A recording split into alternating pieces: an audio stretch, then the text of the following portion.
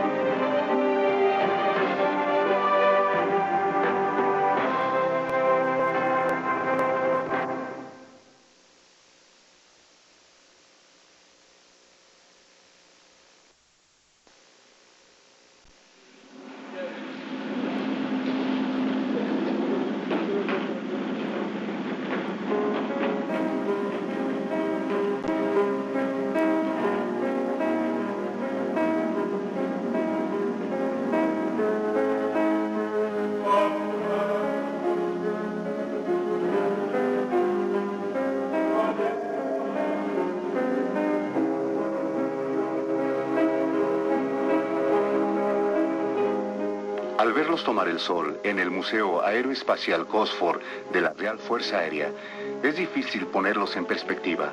Pero hace 50 años, esta máquina estaba envuelta en el periodo de 6 años más violento y letal de toda la historia de la humanidad.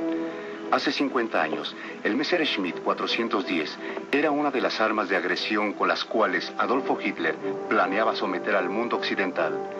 En 1942, cientos de ME-410 cruzaban los cielos de Europa con un solo propósito: destruir a los hombres y las máquinas de guerra que rodeaban a Alemania. En forma apropiada, estos aviones y la línea de la cual salían eran conocidos por los pilotos de la Luftwaffe como los destructores. La historia de los destructores es tan importante porque en muchas formas refleja las necesidades y mala suerte de la Luftwaffe misma. Los destructores no eran un avión en particular, sino toda una clase. Y debido a que se les dio tantos usos, escoltas, destructores de tanques, cazas nocturnos, deben haber sido los aviones más versátiles y ambiciosos de la guerra. La línea de los destructores encarnó por primera vez en el Messerschmitt Bf-110. Diseñado como escolta de bombarderos, el 110 se embarcó en su vuelo inicial en 1936, pero se necesitaron varios años de duro trabajo antes que la nave de 2 motores estuviera lista para el servicio. En los años anteriores a la guerra, el más grande campeón de los destructores era nada menos que el mariscal de la Luftwaffe, Hermann Göring. Este as de la Primera Guerra Mundial preparaba sistemáticamente sus fuerzas para el inevitable conflicto, reconociendo el ascendente del poder aéreo e intentando recopilar el arsenal más formidable que el mundo había visto. Este es un Junkers 86, siendo uno de los primeros bombarderos monoplanos de la Luftwaffe. Su supervivencia depende precariamente de las armas que lleva a la batalla.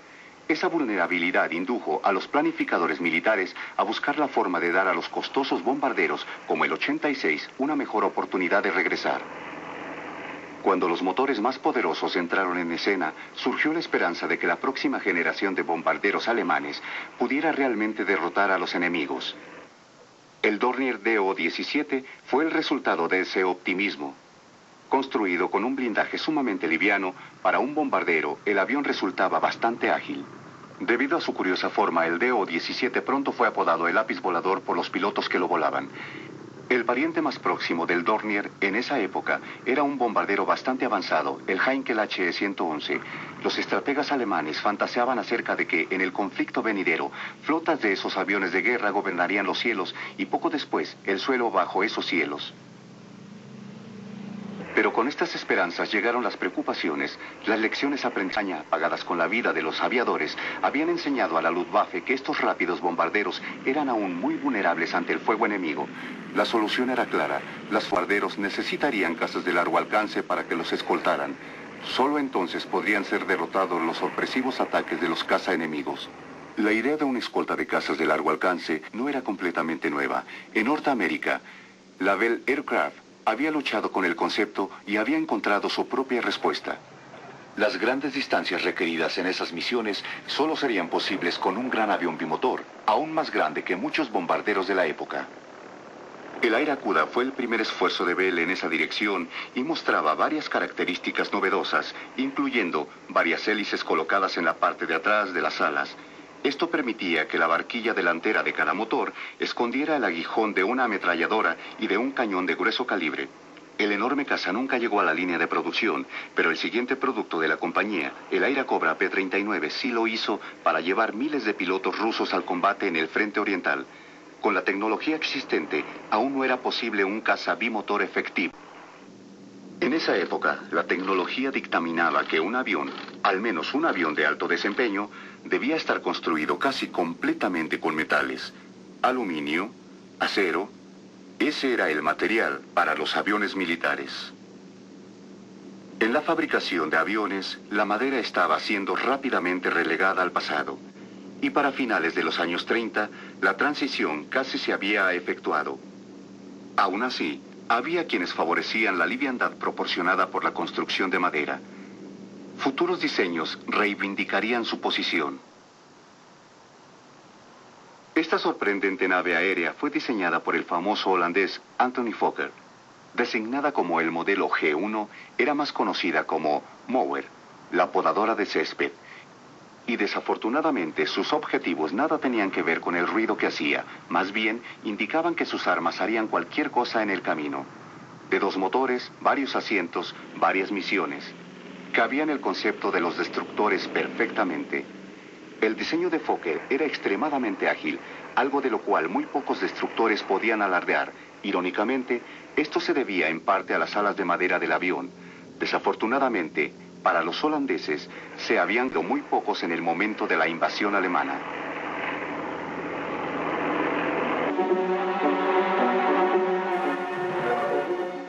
Primero de septiembre de 1939, las tropas alemanas invaden la frontera polaca en golpes intrépidos y volubles que dejan perplejos a los aterrados defensores y nace un nuevo tipo de guerra. Los alemanes la llaman Blitzkrieg o Guerra Relámpago. Las líneas polacas son rápidamente penetradas por las divisiones Panzer alemanas de gran movilidad. Bajo un intenso bombardeo aéreo, soldados y civiles son invadidos por el vértigo de una nueva arma terrorífica alemana, el bombardero en picada Stuka.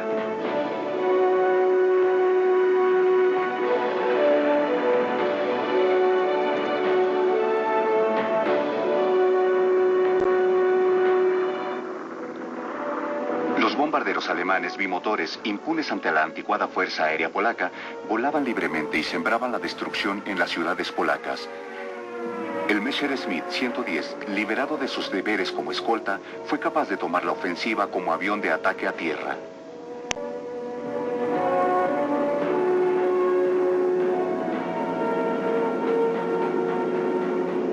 Pero Polonia solo fue la primera. Pronto la agresión nazi consumió Noruega, Bélgica, Holanda y Francia. Naciones con fuerzas aéreas inadecuadas, incapaces de desafiar a una Luftwaffe que dominaba los cielos en cada batalla. Todos estos conflictos estaban cercanos al suelo patrio. Rápidamente, las tropas alemanas de tierra se apoderaron de varios aeropuertos.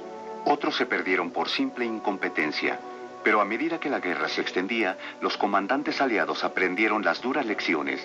Ya no habría más victorias fáciles para la Luftwaffe.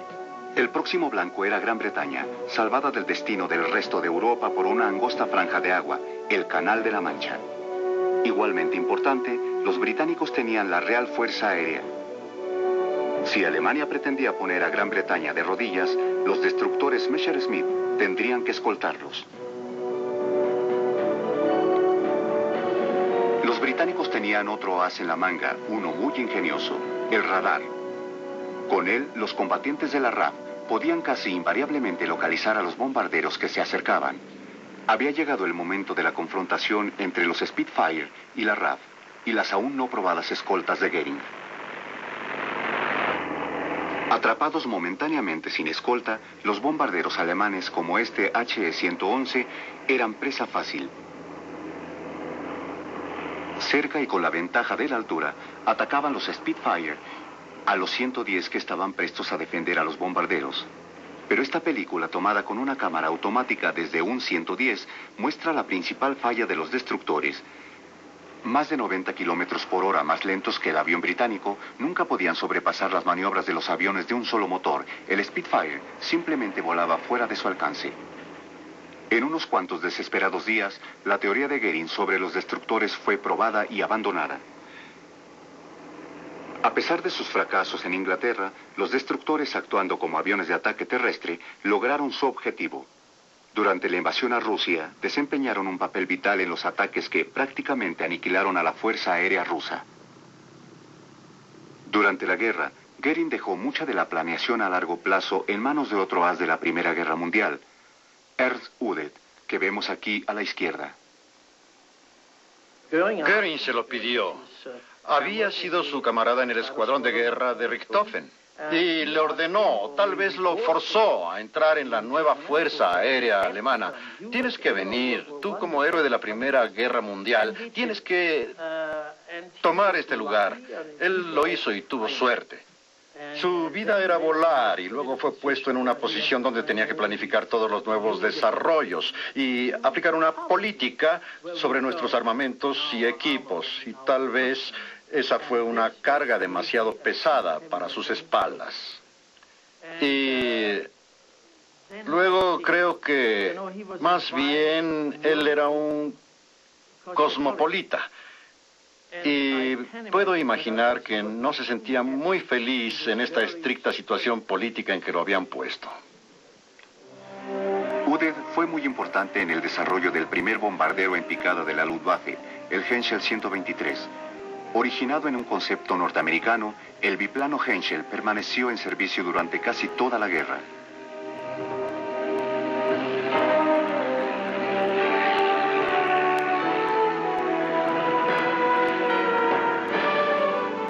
El avión que siguió al Henschel en la producción también fue apoyado por Udet.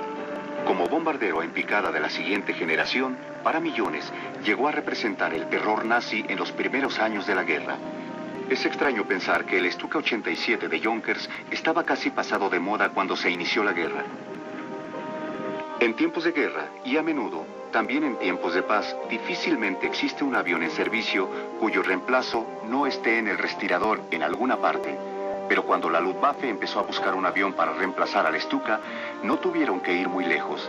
Ya estaban dadas las órdenes para crear un destructor modernizado, capaz de desempeñar aún otra misión, el bombardeo en picada. Messerschmitt acogió el desafío y produjo uno de los aviones multimisión más prominentes, el ME-210. El 210 era más pequeño que el 110 y con su nariz corta, las hélices quedaban mucho más juntas. El resultado fue un avión más ágil y un mejor combatiente.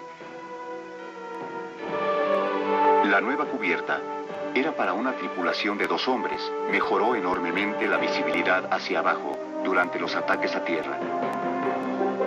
Sin embargo, el avión tenía algunos serios problemas. Al 210 le faltaba mucho poder y tenía fallas importantes en el tren trasero, pero peor que eso, la línea aerodinámica del ala estaba completamente equivocada. El voluminoso 110 era para los pilotos fácil de maniobrar. Por otra parte, el 210 era inestable y muy agotador para el piloto. No podía maniobrarse bien para pelear y era demasiado lento. Muchos 210 cayeron como presa fácil de los aviones aliados, como puede verse aquí, tomada por la cámara automática P-47. Una vergüenza tanto para Goering como para Udet, el 210 fue ampliamente conocido como un fracaso dentro de un sistema que no toleraba el fracaso.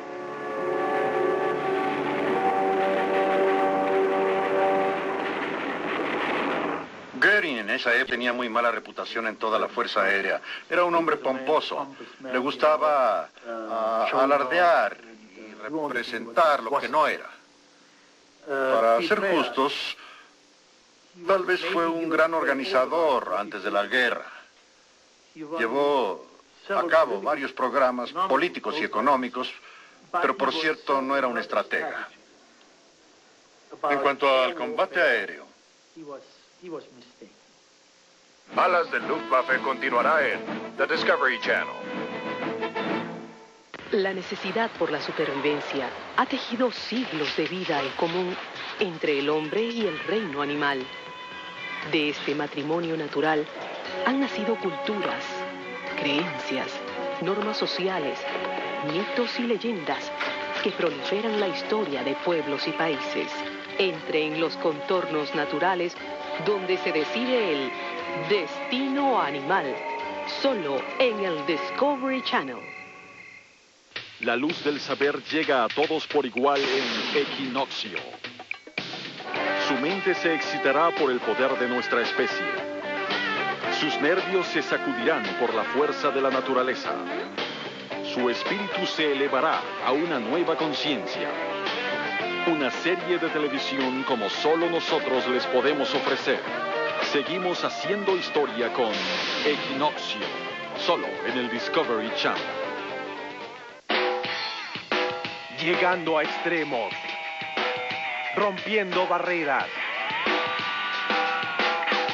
desafiando peligro. Atletas que no aceptan restricciones. Viajen más allá de lo posible. Entréguese a un mundo sin límites, solo en el Discovery Channel. Dos caras de una misma realidad. Progreso contra tradición.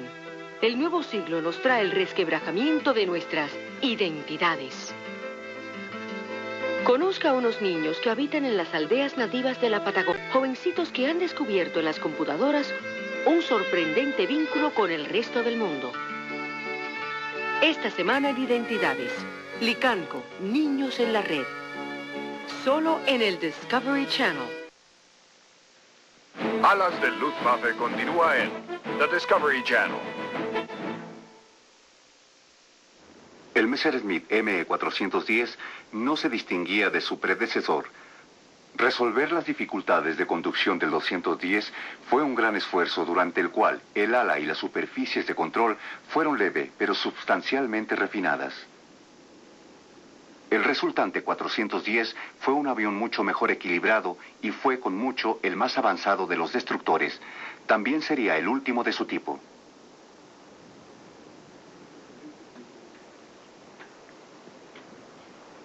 El Hornet era una máquina verdaderamente innovadora. En la cabina, el piloto podía mirar hacia abajo entre sus pies para obtener una vista del terreno sin obstrucciones. El avión, a pesar de ser tan pequeño, tenía una bahía de bombas internas, eliminando así el arrastre que ocasionaba las repisas externas para bombas. La bahía de bombas tenía capacidad para 2 bombas de 1000 kilos o para 8 de 50 kilos.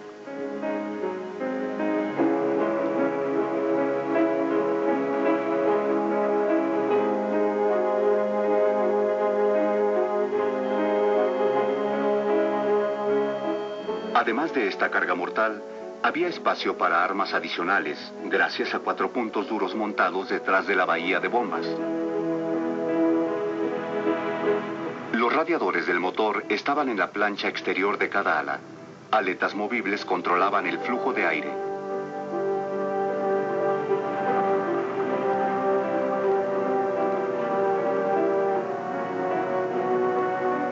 En sus días, el ala del Messerschmitt fue una maravilla de la ingeniería. No solo albergaba todas las superficies de control, sino también las barras, engranajes y motores que la impulsaban junto con cientos de litros de combustible.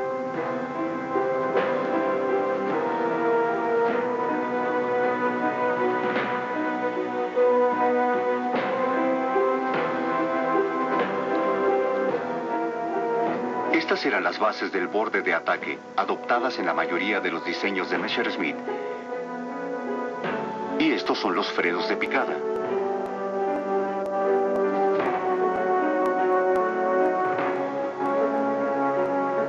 Los armamentos delanteros eran intimidantes y consistían en 2 cañones y 4 ametralladoras.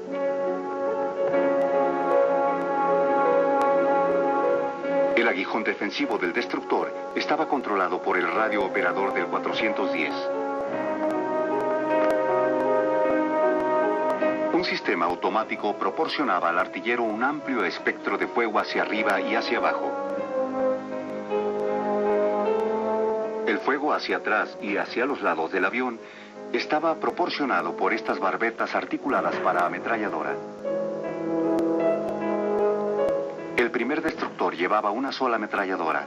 Operaba manualmente, dejando el tren de aterrizaje completamente desprotegido.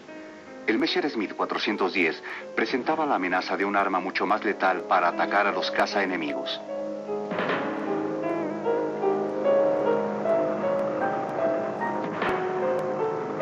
Con motores más grandes y con pocas de las fallas de sus predecesores, el 410 era un avión prohibitivo. Sin embargo, una persistente falla de los destructores lo perseguiría una y otra vez: su poder en relación al peso. Porque el avión fue diseñado para hacer demasiados trabajos. Irónicamente, para cuando este destructor mejorado estuvo listo para la acción, la necesidad de la Luftwaffe de un cazaescolta había desaparecido. Porque Alemania ya no era el cazador, sino la presa.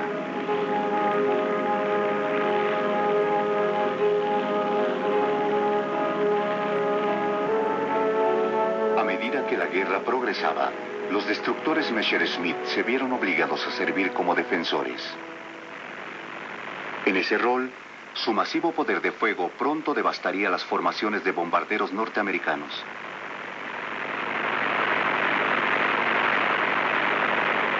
En un juego trágico, repetido a diario, los bombarderos de la 8ª Fuerza Aérea de los Estados Unidos volaban sobre el espacio aéreo alemán mucho más allá del alcance de sus propias escoltas.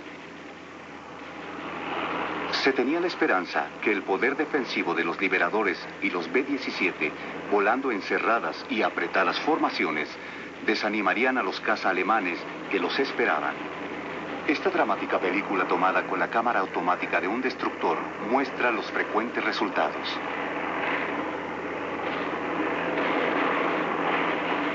Durante un tiempo, los destructores bimotores resultaron más efectivos que los cazas de un solo motor, que normalmente se usaba para interceptar los aviones aliados. Los destructores tenían más duración, podían permanecer en el aire por hasta 3 horas y media. Llevaban tan inmenso poder de fuego que durante las 3 horas y media podían verdaderamente diezmar a los bombarderos que se acercaban.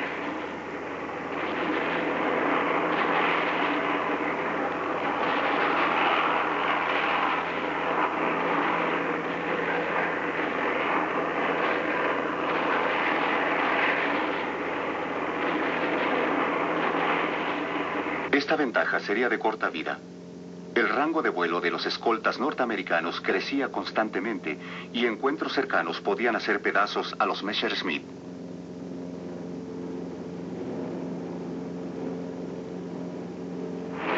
Este 110 está siendo atacado desde abajo y no tiene ni la más mínima posibilidad de contraatacar, y ni siquiera el robusto destructor puede soportar tantos impactos y sobrevivir.